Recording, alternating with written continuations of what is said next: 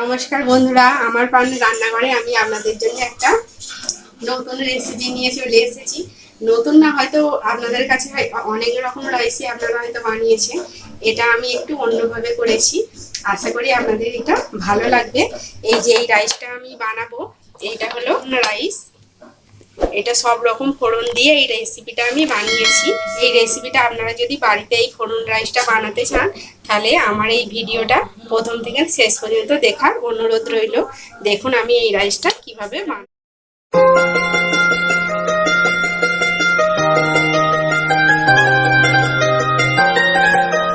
চাল নিয়েছি, এই যে সরু চাল নিয়েছি 500 গ্রামের মতন। এইটা ফোড়ন রাইস বানাবো বলে এই চালটা নিয়েছি।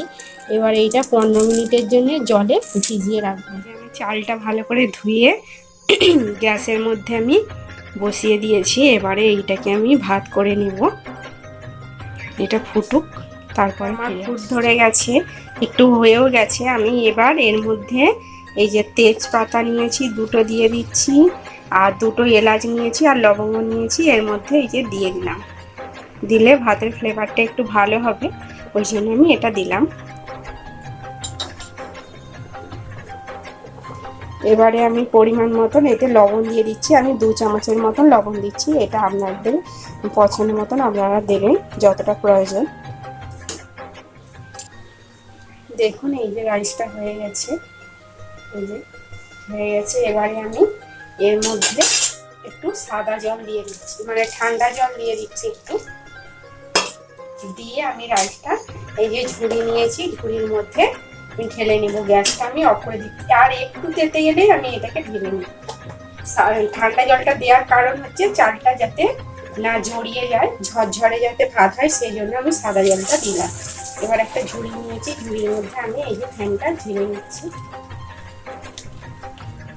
বন্ধুরা আমি এখানে গ্যাসটা অন করে দিচ্ছি। আমি এখানে ঘি নিয়েছি, 3 চামচের মতন ঘি দিয়েছি।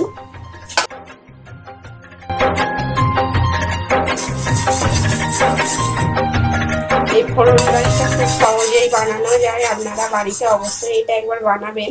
আপনারা তো ফ্রাইড রাইস, জিরা রাইস, অনেক রকম রাইসই খেয়েছেন। এটা একবার বাড়িতে বানাবেন, দেখবেন যে এটা খেতেও দারুণ লাগে। আর এটা কম সময় এবং কম উপকরণে এই রাইসটা বানানো যায়। আমি এখানে জিরে নিয়েছি, এখানে 1/2 চামচের মতন। সরিষা নিয়েছি কালো, সেটাকে আমি দিয়ে দিচ্ছি।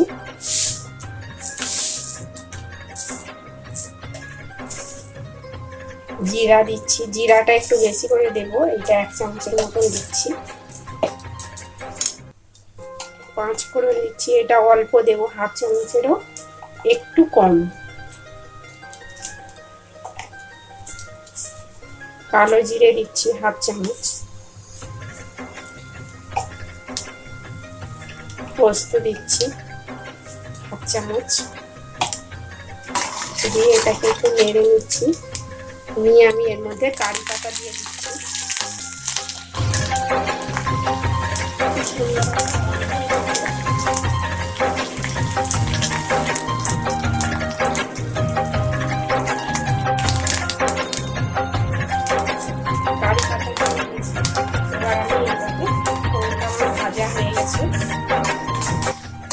কারি পাতা দিয়ে এবার ঘি দিয়ে মিষ্টি একটা গন্ধ উঠেছে ফোড়ন থেকে।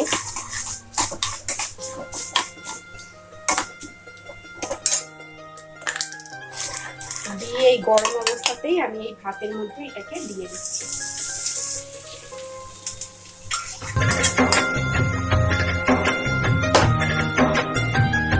আমি এর উপর এই গরম ভাতের উপরে 1.5 চামচের মতন চিনি দিয়ে দিচ্ছি।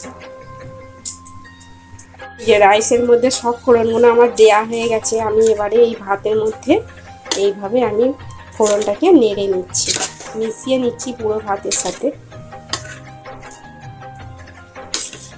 এই রাইসটা আপনাদের যদি ভালো লেগে থাকে বন্ধুরা, অবশ্যই একটা লাইক দেবেন, শেয়ার করবেন এবং কমেন্টে জানাবেন এই রাইসটা আপনাদের কেমন লেগেছে। পুরোটাই ভালোভাবে নেড়ে ভাতের সাথে সব ফোড়নগুলো মিশিয়ে নেব। বন্ধুরা, ফোড়ন রাইসটা এই যে আমি একটা পাত্রের মধ্যে পরিবেশন করে আপনাদেরকে দেখাচ্ছি। এই যে ওপর থেকে না আমি একটু 2-3টে কাঁচা লঙ্কা ছড়িয়ে দিয়েছি। আর দেখে বুঝতেই পারছেন এইটা কতটা ভালো হয়েছে, আর ভাতটাও একদম ঝরঝরে ভাব হয়েছে। আর এটা খেতেও কিন্তু দারুণ লাগবে। এটা আমি চিকেন কষার সাথে খাবো। আর এটা আপনারা কোনো নিরামিষি পনিরের তরকারি এবং চিকেন আলুর দম এইসবের সাথেও এই রাইসটা খুবই ভালো লাগবে। এই রাইসটার সাথে এই চিকেন কারিটা খেতে খুবই দারুণ লাগবে।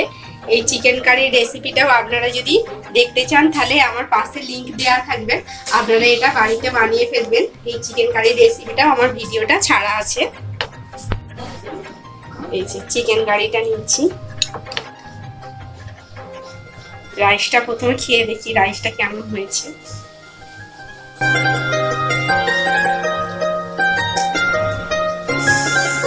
দারুণ হয়েছে।